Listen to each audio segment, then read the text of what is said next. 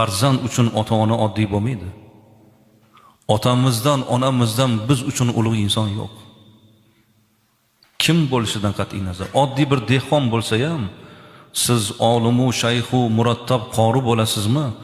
Otamizni oldida biz ham hech kim emasmiz. Masalan, meni hozir shu yerga tepaga chiqarib qo'ydinglar. Sizlarga va'z aytyapman. Bir katta masjidni imomiman. Hammanglar menga qarab turibsizlar, suhbatimni eshityapsizlar. Sizlarni oldinglarda hurmatim bo'lishi mumkin.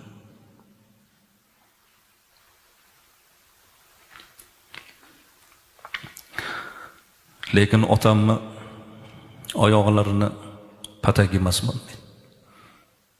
Farzand shunday deb bilish kerak.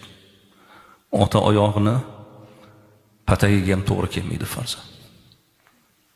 O'zini shunday kamtar tutish kerak. Otam, onam deb yursanglar yigitlar kam